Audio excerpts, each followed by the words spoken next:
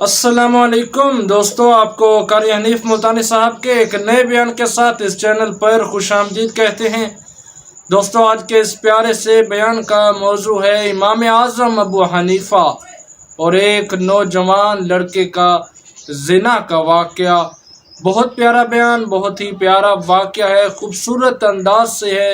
آپ سے گزارش ہے اس بیان کو ضرور آخر تک سنتے رہیے۔ جزاک اللہ۔ چلیے بیان شروع کرتے ہیں۔ گزشتہ کئی جمعوں سے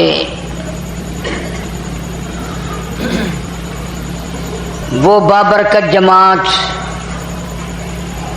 مقدروں والی جماعت، نصیبے والی جماعت، خوش قسمت لوگ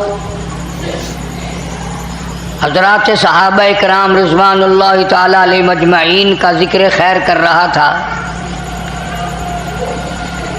اس ضمن میں نے کئی چیزیں عرض کی کہ وہ خود صحابی کوئی نہیں بنا، بلکہ اللہ پاک نے ان کو بنایا۔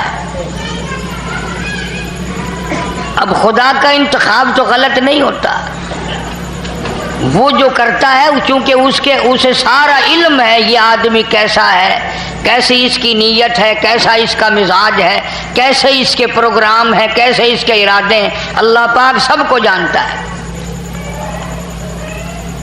حضرات صحابہ کرام کو اللہ پاک نے اتنا نوازا کہ ان کو اسلام کے نگہبان بنا دیا، محافظ بنا دیا،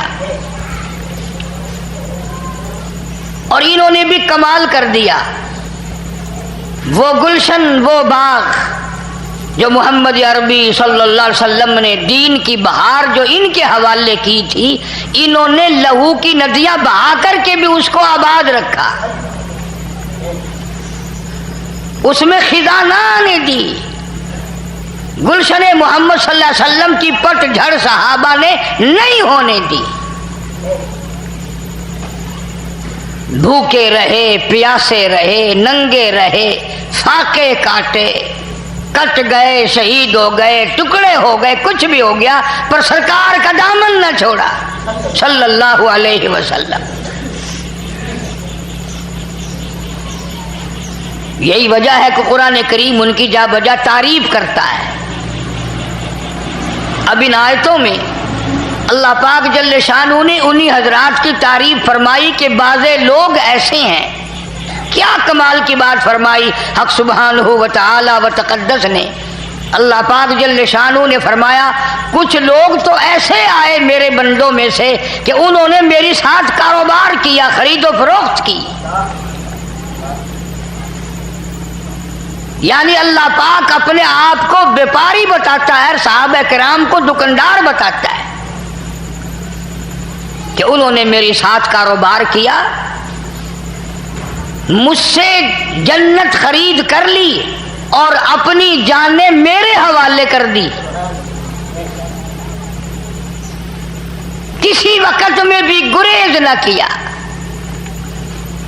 اب ایک حضرت خالد بن ولید رضی اللہ تعالی عنہ کو لے لو، 125 جنگ لڑے ہیں اس ایک اللہ والے نے۔ آخر کبھی تو یہ کہہ سکتا تھا کہ بھی بتیرے جنگ کر لی ہے، میں نے ٹھیکہ اٹھا رکھا ہے قیامت تک لڑنے کا، اب کوئی اور آگے آئے۔ مگر چونکہ یہ لوگ شہادت کے متلاسی تھے، شہادت کے خواہاں تھے، طلبگار تھے، چنانچہ علماء کرام نے لکھا سیدنا خالد بن ولید رضی اللہ تعالیٰ عنہ کا آخری وقت ہے، رو رہے ہیں۔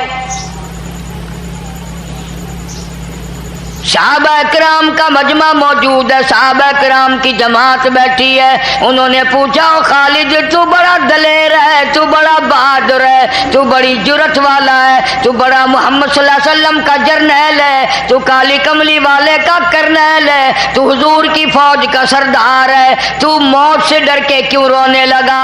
صحابی کہتا ہے موت سے نہیں ڈرا بلکہ رونا اس بات کا ہے 125 جنگ لڑے، ہر وقت شہادت کی موت مانگی، پر افسوس ہے بستر پہ موت آ رہی ہے۔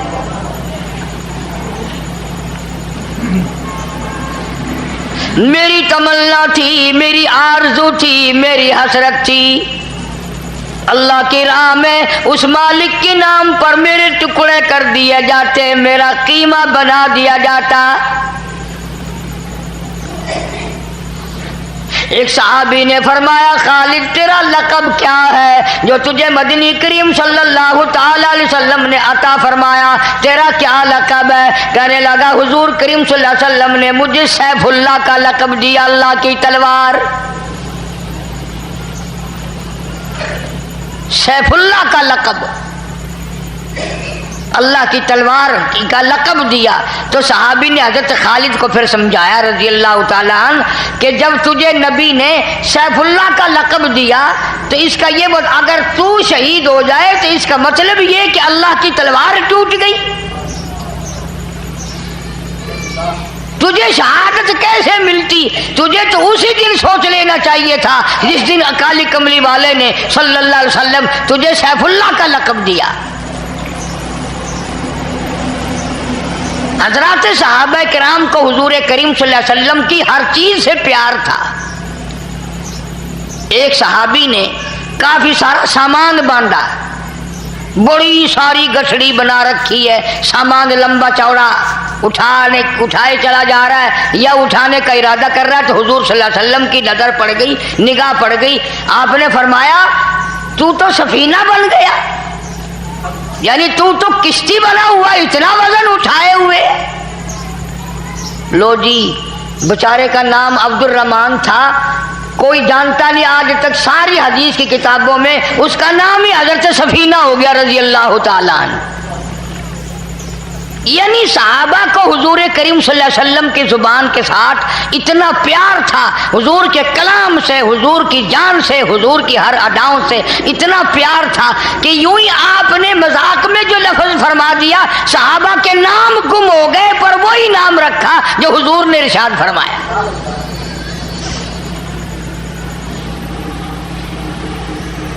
تبلیغی نصاب پڑھنے والے لوگ بھی جانتے ہیں اور عربی پڑھنے والے لوگوں کو پتہ ہے کہ حضرت ابو ہریرہ رضی اللہ تعالیٰ عنہ کا نام ابو ہریرہ نہیں، اس کا نام عبد الرحمن ہے۔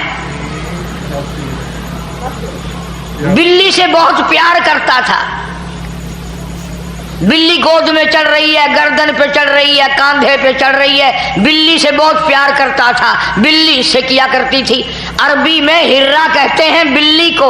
سرکار نے جب یہ بات دیکھی کہ بلی گود میں بیٹھی ہے، کندھے پہ چڑھ رہی ہے، فرمایا یا ابو ہریرہ، اور تو بلیوں کا باپ بن گیا، یعنی اولاد کی طرح بلی تجھے لپٹ رہی ہے اور تو بھی ان کو اولاد کی طرح پیار کر رہا ہے۔ چلو جی، اس دن کے بعد آج تک نام ہی گم ہو گیا، ابو ہریرہ یا ابو ہریرہ رہ گیا، بلیوں کا باپ۔ یہ میں نے ایک مثال کے طور پر دی کہ حضرات صحابہ کرام یہ سوچتے تھے کہ جو لفظ یہاں سے نکلا بس وہی کامیابی کا ضامن ہے، اور ایک ایک سنت پہ جان دیا کرتے تھے۔ چنانچہ یہی وجہ ہے حضرت شیخ الہند رحمۃ اللہ علیہ نے لکھا ہے، توجہ کرنا، کام کی بات آئی، حضرت شیخ الہند رحمۃ اللہ علیہ نے لکھا ہے، بات کو سمجھنا، سنت کے مطابق پخانے میں جانا اور سنت کے مطابق نکلنا 500 نفلوں سے افضل ہے جن میں کوئی ایک آدھ سنت چھوٹ گئی ہو۔ نبی کریم صلی اللہ علیہ وسلم کے طریقے کے مطابق پخانے میں، یعنی وہ طریقہ کیا ہے؟ کھبا پیر رکھنا اندر، بایاں پاؤں پہلے اندر رکھنا اور نکلنے میں باہر سجا پیر دانا پاؤں نکالنا، اتنی سی بات ہے۔ حضرت شیخ الہند فرماتے ہیں کہ پخانے میں سے نکلتے وقت، داخل ہوتے وقت یہ ارادہ کر کے کہ میرے نبی کی سنت یہ ہے، یہاں پہلے داخلے میں کھبا پیر رکھنا، نکلنے میں سجا پیر رکھنا 500 نفلوں سے افضل ہے جن میں کوئی سنت رہ گئی ہو۔ حالانکہ بات تو کچھ نہیں، مطلب اپنا حل ہوگا، پیٹ کے اندر سے غلاظت جائے گی، ہوا خارج ہوگی، پیشاب نکلے گا، طبیعت میں سکون آئے گا، چین آئے گی، صحت ہوگی، تندرستی ہوگی، کام میرا تیرا اپنا بن رہا ہے۔ اور پیر رکھنے میں نبی کریم صلی اللہ علیہ وسلم کی سنت کا ارادہ کرنے میں 500 نفلوں سے زیادہ ثواب بڑھ گیا۔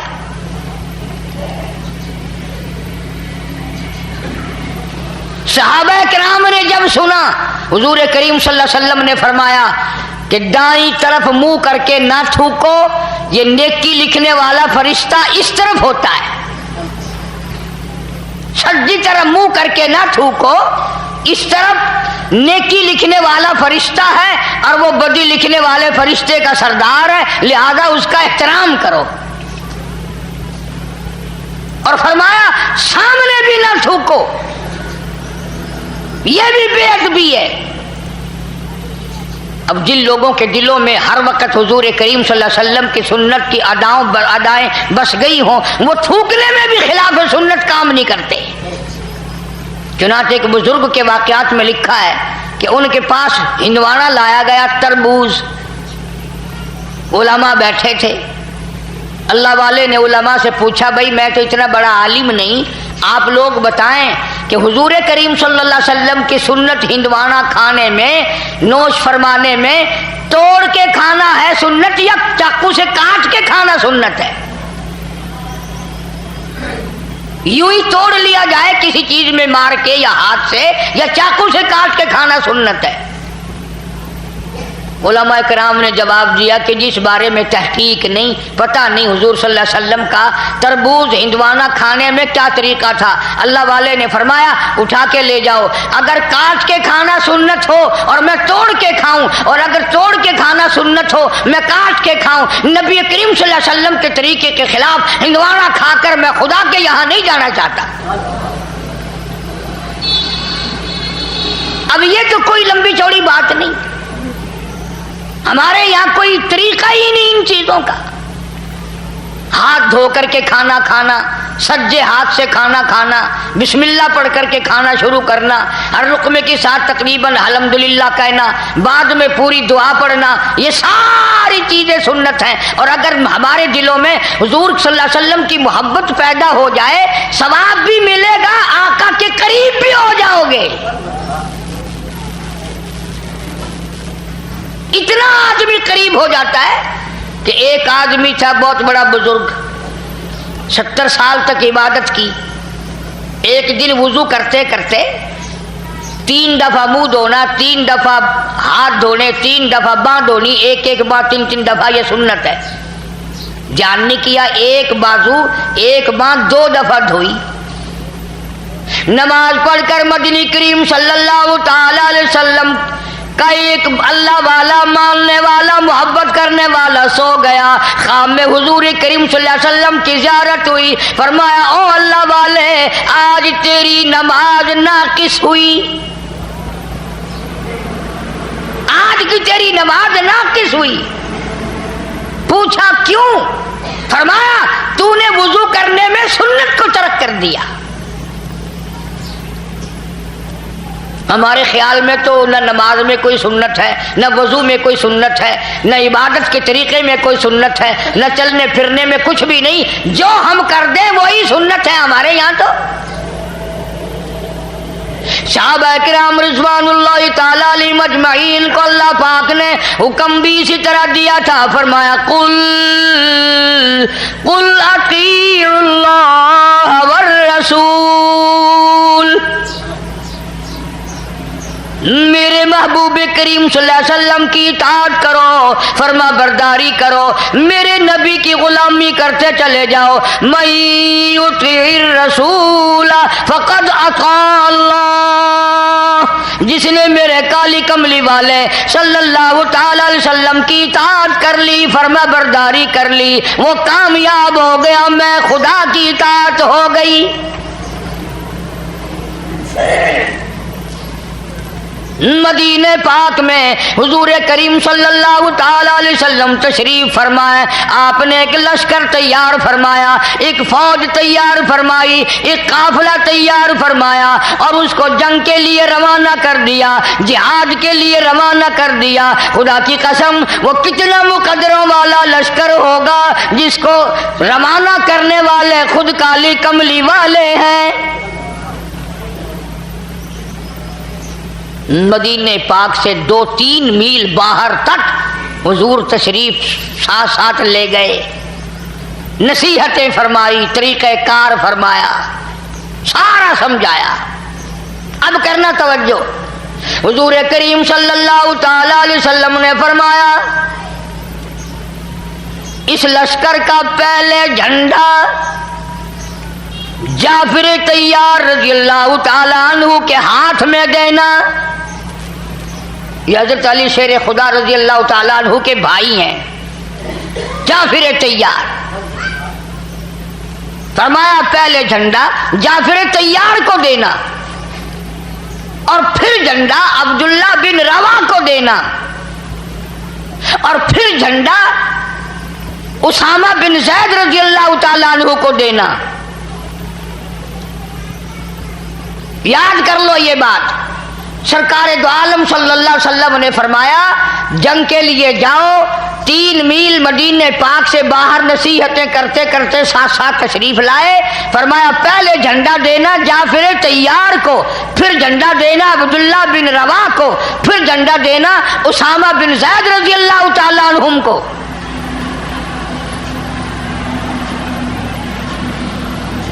اب اندازہ یہ بھی لگاؤ کہ حضور کریم صلی اللہ علیہ وسلم کے کلام کا منشا, مطلب, غرض صحابہ سے زیادہ کون سمجھ سکتا ہے؟ صحابہ سے زیادہ حضور کے مطلب کو کون جان سکتا تھا؟ وہ شاگرد ہیں براہ راست محمد عربی صلی اللہ علیہ وسلم کے. صحابہ سمجھ گئے کہ پہلے جھنڈا جعفر طیار کو ملے گا, وہ شہید ہو جائے گا, پھر جھنڈا عبداللہ بن روا کو ملے گا, وہ بھی شہید ہوگا اس جنگ میں, پھر جھنڈا اسامہ بن زید کو ملے گا اور وہ بچ جائے گا. یعنی آپ کے کلام میں سے جو تبدیلی آئی کہ پہلا فلاں پھر دوسرا پھر تیسرا, صحابہ نے صاف صاف مطلب سمجھ لیا کہ یہ دونوں صحابی اس جنگ میں شہید ہوں گے. کیوں؟ یہ نقطہ بھی سمجھ لو. یعنی حضور کریم صلی اللہ علیہ وسلم کو اپنے غلاموں پہ اتنا پکا یقین ہے کہ زندگی میں تو جھنڈا انہوں نے چھوڑنا ہی نہیں. حضور کا دیوانہ زندہ ہو اور اسلام کا جھنڈا گر جائے, بالکل ایسا نہیں ہو سکتا. اسی لیے تو فرمایا پھر اس کو دینا, پھر اس کو دینا, پھر اس کو دینا.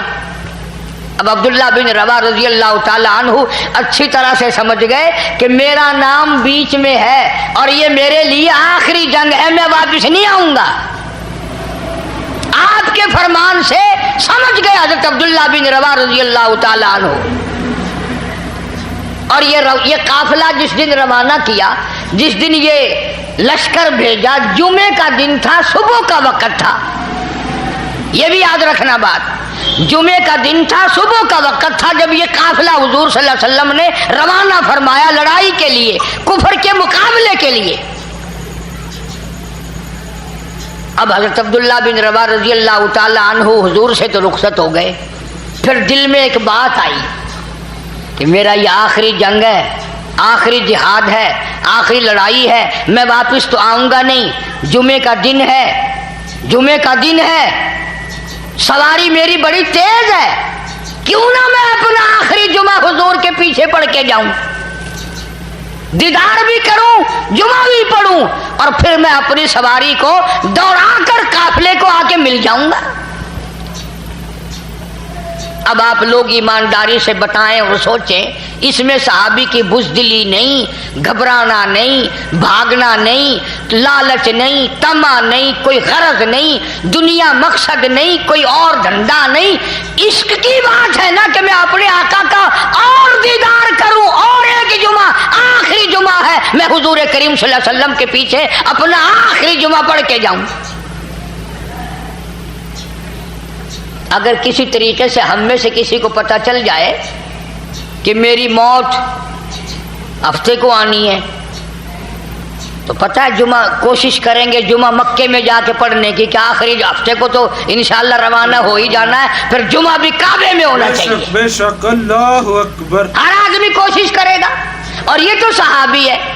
चुनाचे अब्दुल्ला बिन रवा रज़ी अल्लाह तआला अन्हु इस दिल में इश्क की चंगारी उठी, इश्क के सोजो गुदाज उठे, इश्क ने मजबूर किया, मोहब्बत ने मजबूर कर दिया, वापस मदीने में आ गया। इसलिए मैं अपना आखिरी जुमा मोहम्मद करीम सल्लल्लाहु अलैहि वसल्लम के पीछे पड़ के जाऊं, एक मर्तबा अपने आका का महबूब का और दीदार करता जाऊं। सुभान अल्लाह।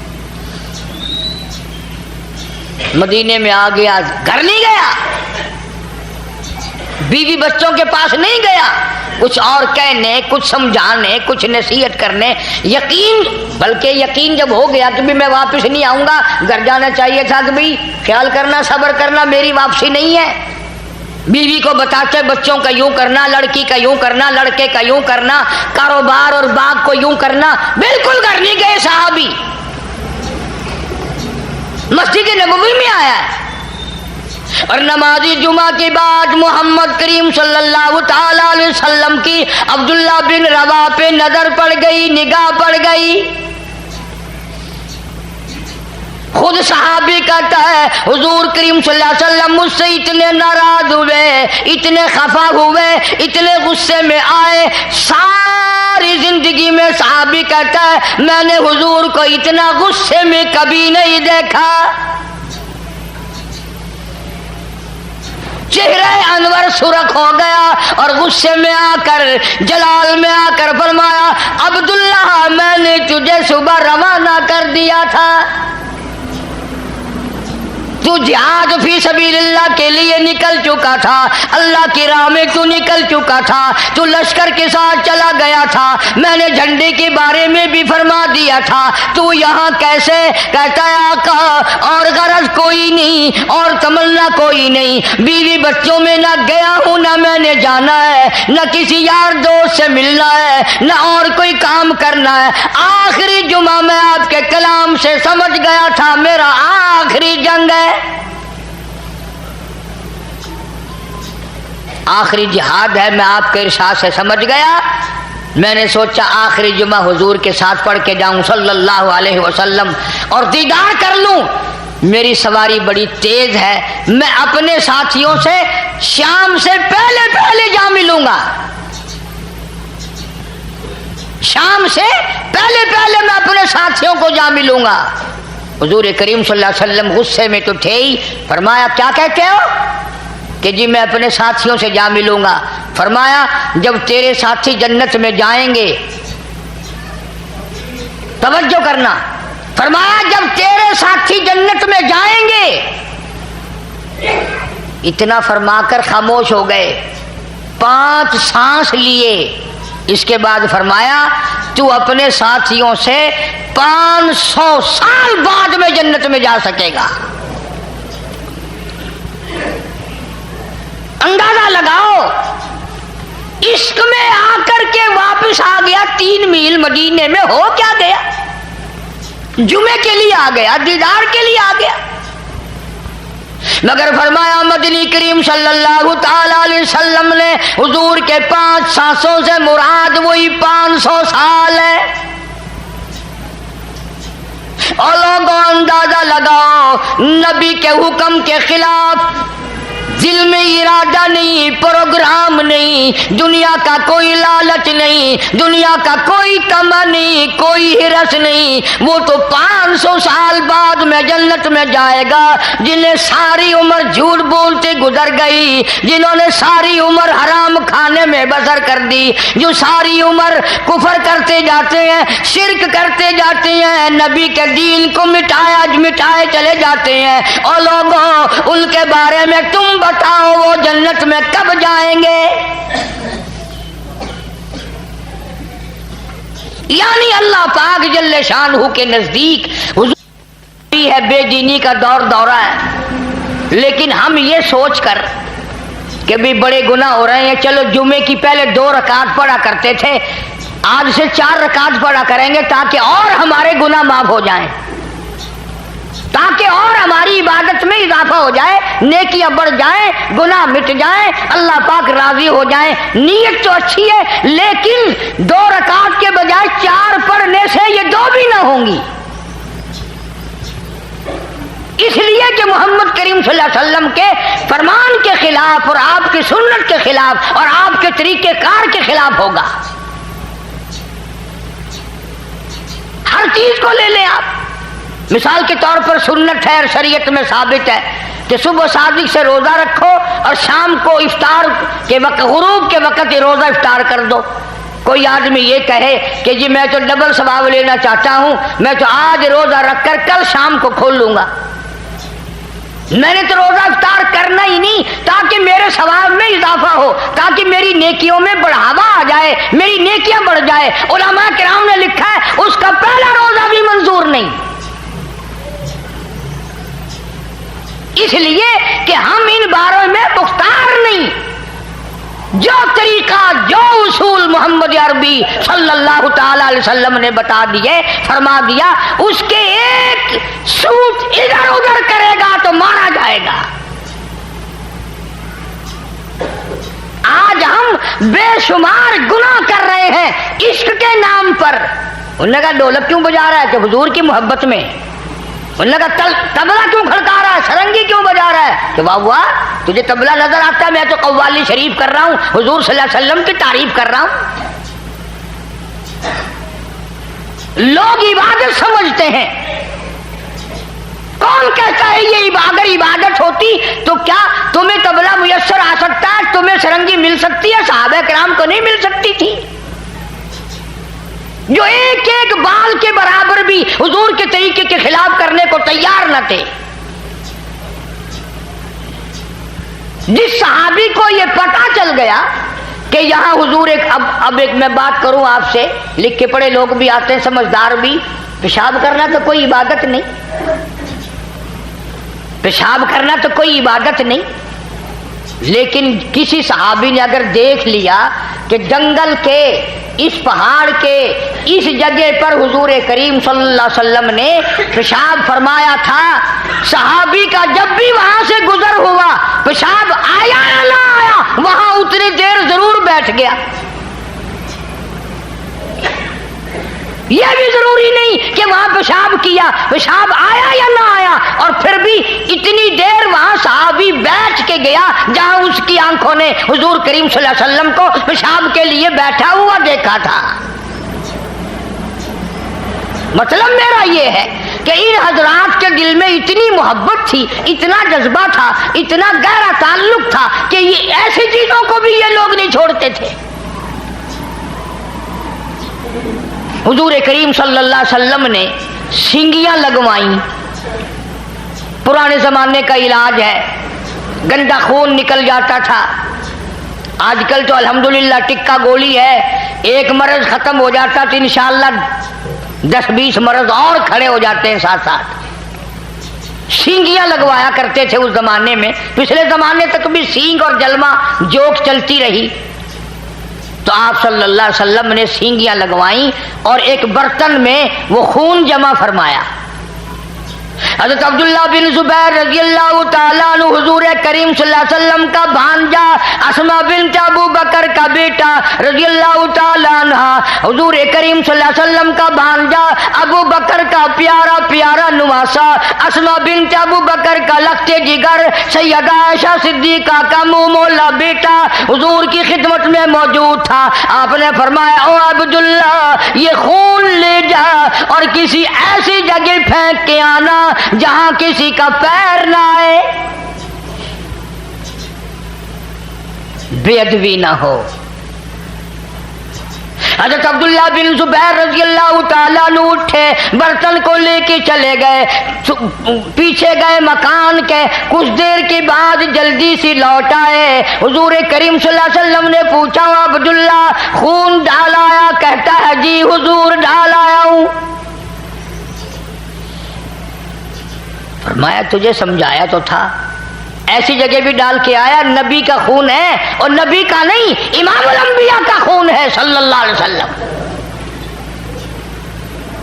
رسولوں کے رسول کا خون ہے, کہیں یوں ہی تو نہیں پھینک آیا. عبداللہ بن زبیر رضی اللہ تعالیٰ عنہ سے جب بار بار پوچھا گیا، عرض کیا میرے آقا میں نے ایسی جگہ ڈال دیا، ایسی جگہ پھینک دیا، ایسی جگہ اسے پہنچا دیا میرے نبی تیرے خون کو جہاں کسی کا پیر تو کیا نگاہ بھی نہ پڑے گی، اللہ اکبر، سبحان اللہ سبحان اللہ، نظر بھی نہیں پڑے گی، میں نے ایسی جگہ اس خون کو ڈال دیا۔ اللہ اکبر اللہ۔ اور ایک اور بات بتاؤں، یہ آپ صلی اللہ علیہ وسلم بھی تو جان جان کے پوچھ رہے ہیں، حضور کو پہلے سے شک ہے اپنے دیوانوں کے بارے میں کہ اس نے ایسا کیا ہوگا، اپنے پروانوں کو حضور جانتے تھے۔ فرمایا عبداللہ کدھر کیا، بتاتا کیوں نہیں؟ عرض کیا میرے آقا میں نے بڑا سوچا، امام الانبیاء کا لہو، کالی کملی والے کا خون میں زمین پہ کیسے پھینک دوں، میں نے تو پی لیا۔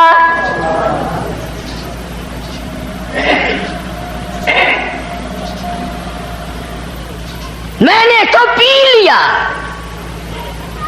میرے پاس وہ جگر نہ تھا، میرے پاس وہ دل نہ تھا جس دل سے میں آپ کا لہو زمین پہ پھینک دیتا، میں نے تو چپکے سے مکان کے پیچھے کھڑا ہو کر پی لیا۔ فرمایا عبداللہ جا، 7 پشتوں پہ دوزخ حرام ہو گئی۔ جن لوگوں نے نبی کے خون کی حفاظت کی، انہوں نے نبی صلی اللہ علیہ وسلم کے دین کی بھی حفاظت کی، اور اس کو اس رنگ میں رکھا جس رنگ میں، جس طریقے سے حضور کریم صلی اللہ علیہ وسلم نے ان کو دیا تھا۔ کوئی اس میں خیانت نہیں کی، کوئی اس میں تبدیلی نہیں کی۔ اگر آج دین ہمارے بس کا ہوتا تو ہم 100 میں سے ایک حصہ بھی نہ چھوڑتے، سارا ہی بدل دیا ہوتا۔ کچھ بادشاہ بدلتے، کچھ پیر فقیر بدلتے، کچھ مولوی بدلتے، اللہ چاہے سارا حلیہ ہی ختم ہو جاتا۔ اس لیے فرمایا قل ان کنتم تحبون اللہ، قل ان کنتم تحبون اللہ، میرے محبوب کریم صلی اللہ تعالی علیہ وسلم اگر یہ چاہتے ہو کہ اللہ پاک سے محبت کی جائے، اللہ سے محبت کریں، اللہ کے نیک بندے بن جائیں، فاتبعونی، انہیں کہو یہ تیری تابعداری کریں، تیری غلامی کریں، تیری ایک ایک سنت کو زندہ کریں، یحببکم اللہ، میں خدا خود ہی سب سے محبت کرنے لگ جاؤں گا۔ جس کو بھی میں اپنے نبی کی اداؤں پہ دیکھوں گا، یحببکم اللہ، میں خدا پھر ان سے پیار کروں گا، میں خدا ان سے محبت کروں گا، میں ان کو اپنا ولی بنا لوں گا۔ الہی اگر وہ گناہ گار ہوا، سیاکار ہوا، فاسق و فاجر ہوا، پھر کیسے یار بنا لے گا، کیسے دوست بنا لے گا، کیسے ولی بنا لے گا؟ فرمایا یغفر لکم ذنوبکم، میں اس کے گناہوں کو معاف کر کے اس کو صاف پاک بنا دوں گا۔ واللہ غفور الرحیم،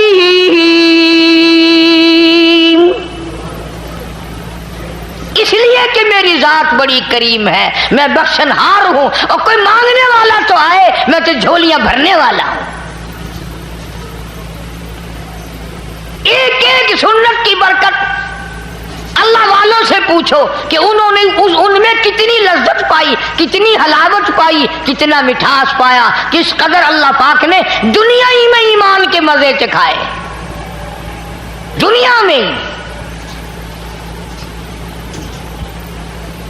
امام اعظم امام ابو حنیفہ رحمۃ اللہ علیہ نہر کی پٹڑی جا رہے ہیں، ایک نوجوان نہر میں غسل کر رہا ہے، نہا رہا ہے۔ اب بتاؤ کیسے پتہ چلتا ہے؟ امام اعظم امام ابو حنیفہ رحمۃ اللہ علیہ نے اس نوجوان سے فرمایا اتق اللہ، ڈر اللہ سے، اتق اللہ से डर जा। वो इमाम साहब को बेचारा पहचानता ना था, कहने लगा क्यों जी, की गल है, क्या बात है? फरमाया तू मेरे से हुज्जत ना कर, ये जो तेरे जिस्म से लग लग कर पानी बह रहा है, इस पानी में से जिना के गुनाह की बदबू आ रही है। तू बदकारी करके आया, बदमाशी करके आया और इस नहर में गुस्ल कर रहा है, इस नहर के पानी में से जिना के गुनाह की बदबू आ रही है। दुनिया ही में अल्लाह पाक लज्जतें बता देता है। एक आदमी गुस्ल खाने में नहा रहा है, इमाम अबू हनीफा रहमतुल्लाह अलैह बाहर बैठकर वुजू फरमा रहे हैं, गुस्ल खाने का पानी भी करीब से गुजर रहा है। जब बाहर निकला फरमाया इत्तकिल्लाह, डर जा। उसने कहा क्या बात है? फरमाया तू अपनी माँ को गालियां देकर आया है। उन्होंने कहा जी आपको कैसे पता, आप हमारे घर के पास तो रहते नहीं। फरमाया ये जो पानी बह रहा है ना, ये जो पानी जा रहा है, इस पानी में से बदबू आ रही है माँ बाप की बेअदबी के गुनाह करने की। अब चूंकि हमारे दिमाग तो लड़ाका है ना, आजकल लड़ाका बने हुए, कई लोग सोच रहे होंगे अच्छा इमाम अबू हनीफा को इल्म गैब था, नबी को इल्म गैब मानते नहीं, इमाम अबू हनीफा को इल्म गैब मान लिया, क्योंकि बात की तय तक तो जाना नहीं, हमने तो हर चीज को हथियार बनाना है। फरमाया मन अमिला सालिहम मिन ज़करिन औ उन्सा व हुवा मुमिनुन फलनुहयियन्नहु हयातन तय्यिबा व लनजज़ियन्नहुम अजरहुम बिअहसनि मा कानू यअमलून। अल्लाह पाक फरमाते हैं मर्द औरत जब मेरी रजा के लिए नेकियां करते हैं और मेरे यहाँ कबूल होती हैं, मैं फिर दुनिया ही में उनको ईमान के मजे चखाता रहता हूँ, उनको लज्जत और हलावत दुनिया ही में आती रहती है।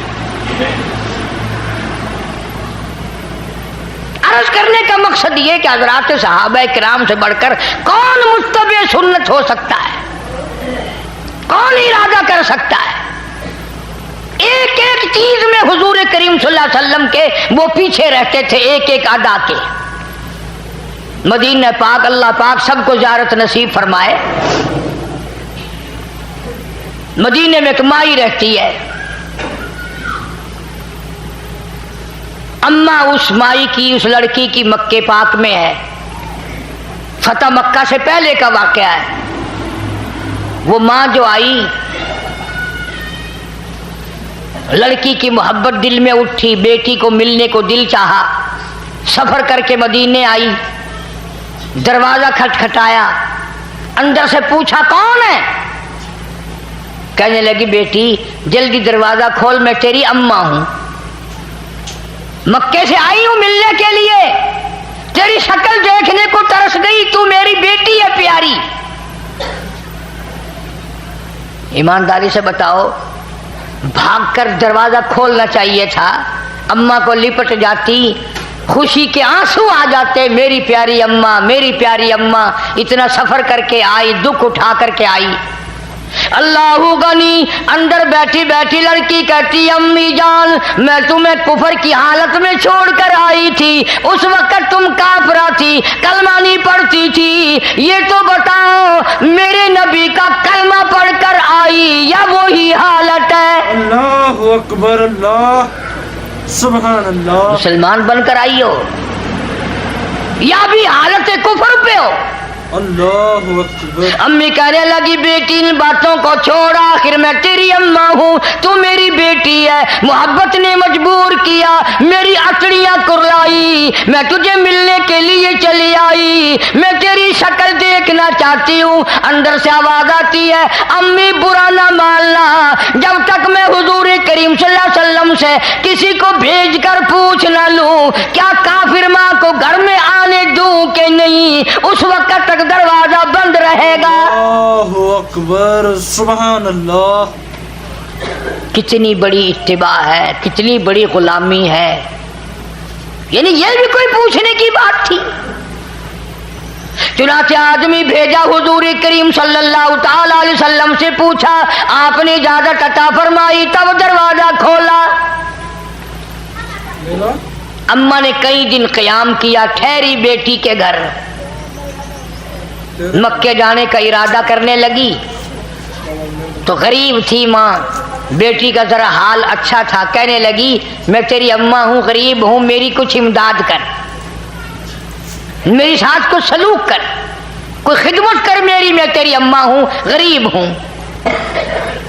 अब आप लोग अंदाजा लगा लें, समझदार बैठे हो, जब माँ के बारे में एक दफा इजाजत ले ली हुजूर सल्लल्लाहु अलैहि वसल्लम से, अब बार बार तंग करना पूछना ये भी कोई बात थी? इजाजत मिल गई, फिर खिलाओ भी, पिलाओ भी, कपड़े भी पहनाओ, खिदमत भी करो। फिर कहने लगी मैं यह बात भी हुजूर करीम सल्लल्लाहु अलैहि वसल्लम से पूछवाती हूँ, मालूम कराती हूँ कि क्या काफिर अम्मा हो, मक्के से आई हो, मिलने आई हो, अभी कलमा नहीं पढ़ती, उसकी कुछ इमदाद करूं तो आपकी इजाजत है, कर सकती हूं? ये तो औरतों का हाल है, औरतों का। आजकल तो कुरान से, हदीस से, नमाज से, सारे कामों से औरतों की छुट्टी है। क्यों? जन्नत इन पे वाजिब हो गई है, जन्नत इनके बाप दादा की है, परवाह नहीं करती, न नमाज की परवाह, न कुरान की तिलावत की परवाह, न मोहम्मद अरबी सल्लल्लाहु अलैहि वसल्लम की सुन्नत की ताबेदारी की परवाह, न दोज़ख के अंगारों से डरना। इसीलिए फरमाया कुरान करीम ने, कुल मताउ दुनिया कलील, दुनिया बहुत थोड़े दिनों का सौदा है, वल आखिरतु खैरुल लिमन इत्तका वला तुज़लमूना फतीला। आखिरत बाकी रहने वाली है। इस जमात के क्या क्या आपको मैं नमूने बताऊं, क़यामत कायम हो सकती है, सहाबा किराम के वाक़यात ख़त्म नहीं हो सकते। सैयदा उम्मे हबीबा रज़ियल्लाहु ताला अन्हा, हज़रत अमीर मुआविया रज़ियल्लाहु ताला अन्हु की बहन, हज़रत अबू सुफियान रज़ियल्लाहु ताला अन्हु की बेटी, हमारी सारे जहान के मुसलमानों की अम्मा, सारी उम्मत की अम्मा सैयदा उम्मे हबीबा रज़ियल्लाहु ताला अन्हा।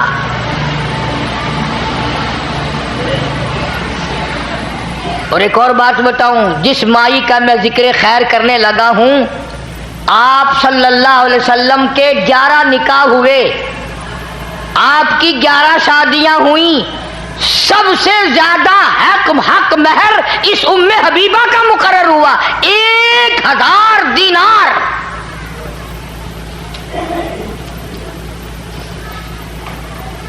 सरकारे मदीना सल्लल्लाहु अलैहि वसल्लम की घरवाली है, हम सब की अम्मा है। मदीने पाक में है अबू सुफियान रज़ियल्लाहु ताला अन्हु, जो उस वक़्त मुसलमान नहीं था, बेटी मुसलमान बन गई, हुजूर के घर में पहुंच गई। अबू सुफियान का दिल चाहा कि बेटी से मिल के आऊं मदीने में, इजाज़त लेकर, जैसे आजकल वीज़े हैं हमारे यहाँ, इजाज़त लेकर मदीने पाक में आया। अल्लाह सबको ज़ियारत नसीब फरमाए। अगर अगली दुआ मैं कर दूंगा तो शायद तुम्हें बुरी लगे कि जो मदीने जाए शाला मुड़ के ना आए, वहीं मर जाए। ये दुआ तो मांगा करो हर वक्त, अल्लाह मदीने का दफन अता फरमाए। वो तो एक ही अल्लाह वाला था जो हर नमाज के बाद ये दुआ करता था, अल्लाहुम्मा रज़ुक़ना शहादतन फी सबीलिक।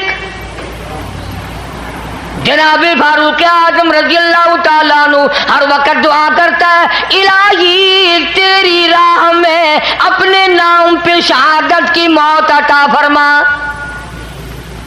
वजाल मौतना फी बलदी मुहम्मदिन सल्लल्लाहु अलैहि वसल्लम। और मेरे अल्लाह आका के शहर का दफन अता फरमा, मदीने का दफन अता फरमा। अबू सुफियान रज़ियल्लाहु ताला अन्हु, जो उस वक़्त मुसलमान नहीं थे, बेटी से मिलने आए, दरवाज़ा खटखटाया, पूछा कौन है? उम्मे हबीबा, मैं तेरा अब्बा हूँ, अबू सुफियान हूँ, मक्के से आया हूँ। दरवाज़ा खोल दिया। ये बोरी और पटसन की जो टाट बनती है, इस टाट का हुजूर करीम सल्लल्लाहु अलैहि वसल्लम का बिस्तर मुबारक है।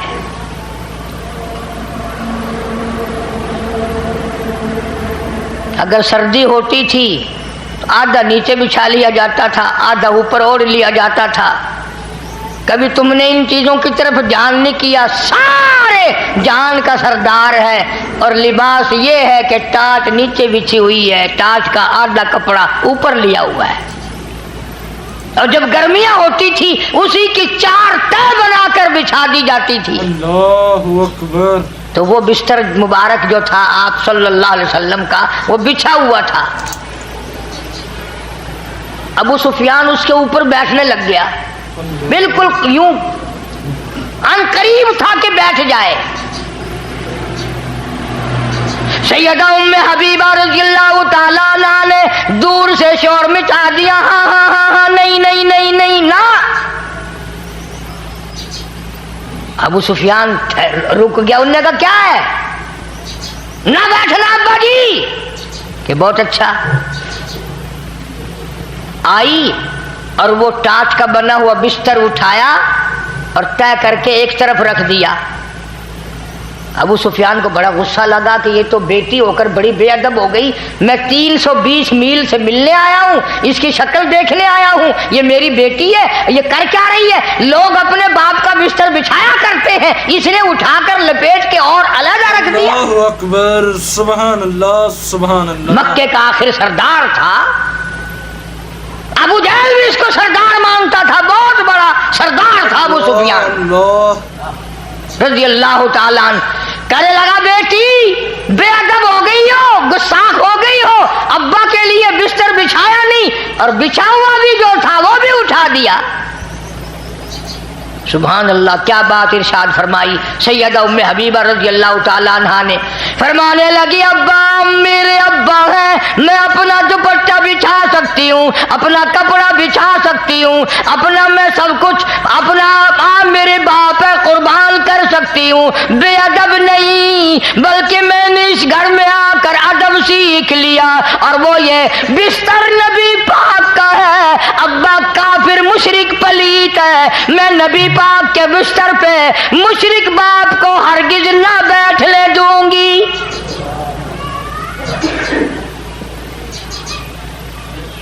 बिस्तर नबी पाक सल्लल्लाहु अलैहि वसल्लम का है, जहां जिब्रील आता है। मैं मुशरिक बाप के नीचे क्यों बिछाऊं, मैंने तो अदब सीखा इसी घर में आकर। इसलिए ये चीजें अर्ज कर रहा हूं कि दिमाग में बिठाओ, गुलामी करते करते दम निकल जाए फिर तो है कामयाबी, वरना वो मार पड़ेगी जो झल्ली नहीं जाएगी। याद रखो, कब्र का अंधेरा से लेकर तबाही तबाही है। कुरान करीम में है जहन्नुम में लोग हजारों साल कर गुजार देंगे पानी पानी पानी पानी करते करते। फरमाया वस्तगीसु युगासु बिमाइन कलमुहल यशबिल वुजूह। पानी पानी पानी लोग हजारों साल करेंगे, आवाज आएगी ऐसा गर्मा गर्म खौलता हुआ पानी पिलाओ जिसको पीने से अतड़ियां मुंह के बल बाहर आ जाएंगी।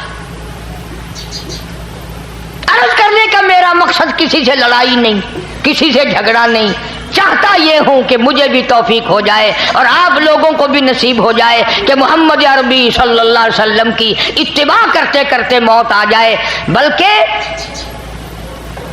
कब्र पे मिट्टी डालने का भी सुन्नत तरीका है, मुर्दे को कब्र में उतारने का भी सुन्नत तरीका है, मुर्दे को किबले की तरफ मुंह मोड़ने का भी सुन्नत तरीका है, कफन पहनाने में भी सुन्नत तरीका है, गुस्ल देने में भी हुजूर करीम सल्लल्लाहु अलैहि वसल्लम का बताया हुआ सुन्नत का तरीका है, जनाजा पढ़ने में भी, जनाजा उठाकर ले जाने में भी, पैदाइश में भी, मरने में भी, जीने में, हर मोड़ पे हुजूर करीम सल्लल्लाहु अलैहि वसल्लम की अदाएं और आपकी सुन्नत को जिंदा करने वाला। फरमाया मन अहया सुन्नती इंद फसादी उम्मती, जिसने ऐसे वक्त में मेरी एक सुन्नत को जिंदा किया जबकि लोगों ने मेरी सुन्नत को मिटा दिया हो, फलहू अजरु मिअत शहीद औ कमा क़ाल नबी सल्लल्लाहु अलैहि वसल्लम। हुजूर फरमाते हैं मैं वादा करता हूँ अल्लाह पाक उसको 100 शहीदों का सवाब अता फरमाएंगे।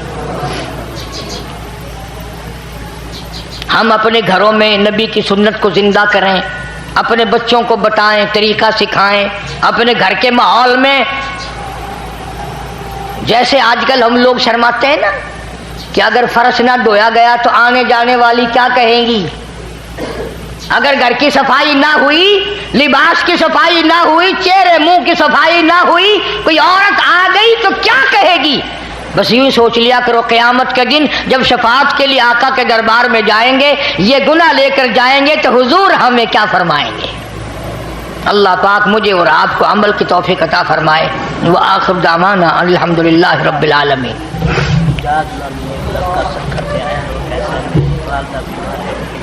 اللہم صلی وسلم وبارک علی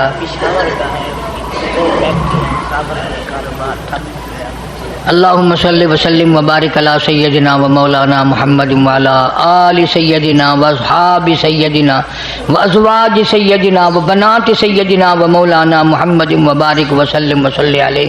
یا اللہ سب مریضوں کو شفا عطا فرما۔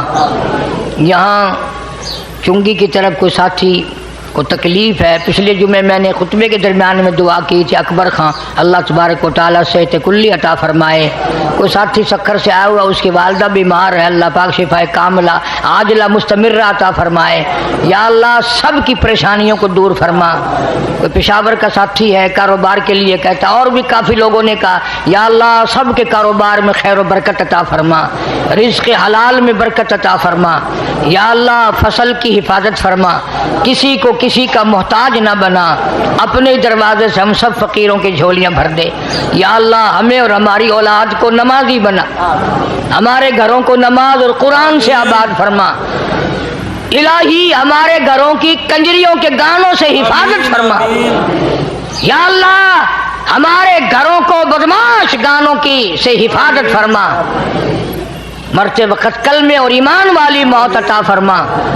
یا اللہ مسجد مدرسے کو آباد کرنے والوں کو آباد فرما، دین کا قرآن کا ادب اور احترام نصیب فرما، حضرات صحابہ کرام سے پیار عطا فرما، اہل بیت کی محبت عطا فرما، اللہ والوں سے تعلق قائم کرنے کی توفیق عطا فرما۔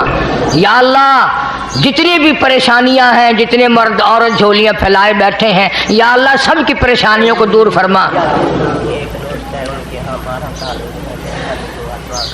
کوئی ساتھی محمد یعقوب کہتے ہیں 10-12 سال ہو گئے شادی کو، بچہ نہیں، اللہ تعالیٰ ان کی گود کو آباد فرمائے۔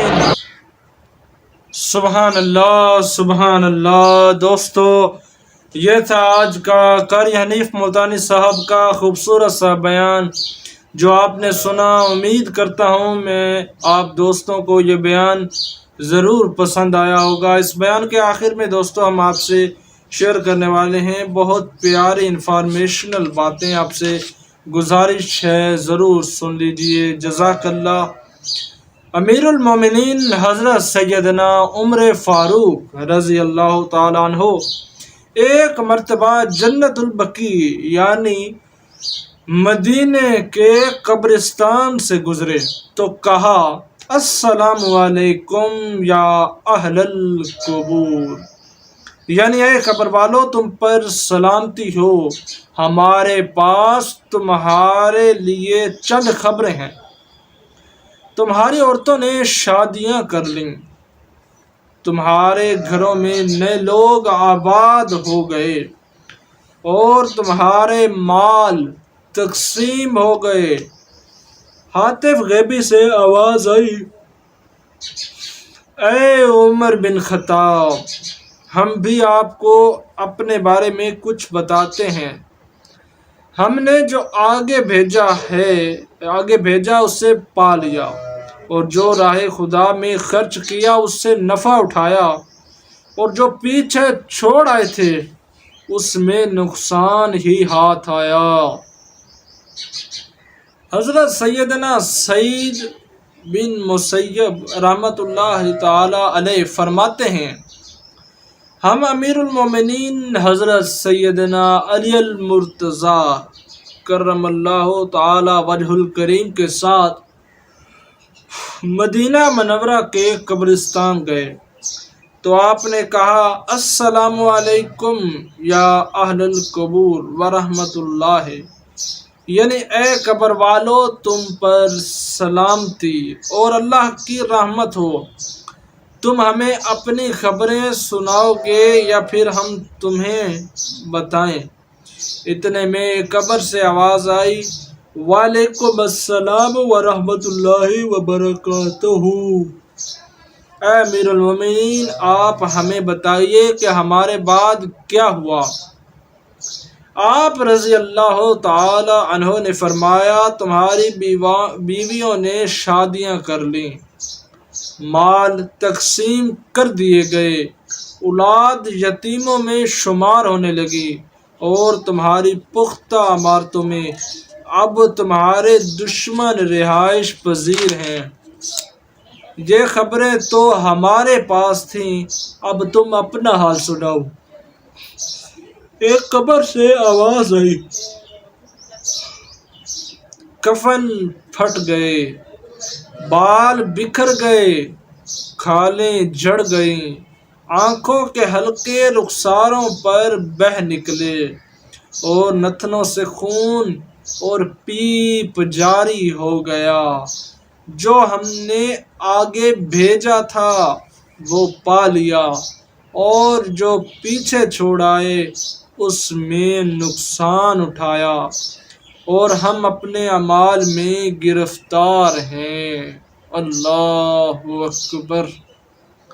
دیکھیے دوستو، ان چھوٹی سی باتوں سے ہمیں کتنی بڑی بات سیکھنے کو ملی کہ جو ہم نے کھا لیا یا جو ہم نے اللہ کی راہ میں خرچ کر دیا، بس وہی ہمارا منافع، وہی ہماری لاگت، وہی اوورال ہمارے اخراجات ہیں، اور جو ہم نے پیچھے چھوڑا مال، جو کہ ہم آج اکٹھا کرنے میں محفوظ ہیں، ہم جس کو خرچ نہیں کر سکتے، وہی آج اکٹھا کرنے میں محفوظ ہیں۔ آج جو مال ہم محفوظ کر رہے ہیں، کل ہم چلے جائیں گے، وہ مال ہمارے استعمال کا نہیں رہے گا، اور قبر و حشر میں وہ ہمارے لیے پچھتاوے کا سبب بنے گا۔ اللہ سے دعا ہے کہ ہمیں اللہ پاک اپنی حلال روزی عطا کرے، وسیع روزی عطا کرے، وسیع رزق عطا کرے، اور وسیع مال کو اپنے ہی محبوب کے، اپنے ہی بتائے ہوئے طریقوں پر، راستوں پر خرچ کرنے کی کامل توفیق اور طاقت عطا فرمائے۔ آخر میں دوستو، امید کرتا ہوں آپ دوستوں کو یہ بیان ضرور پسند آیا ہوگا۔ اگر آپ فرسٹ ٹائم اس چینل پر آئے ہیں تو چینل کو ضرور سبسکرائب کرتے جائیے، تاکہ اسی طرح قاری حنیف ملتانی صاحب کے بیان آپ تک پہنچتے رہیں اور آپ سنتے رہیں۔ جزاک اللہ بجاہ النبی الکریم۔ ہم انشاءاللہ ملیں گے پھر سے قاری حنیف ملتانی صاحب کے ایک نئے بیان کے ساتھ۔ اللہ حافظ۔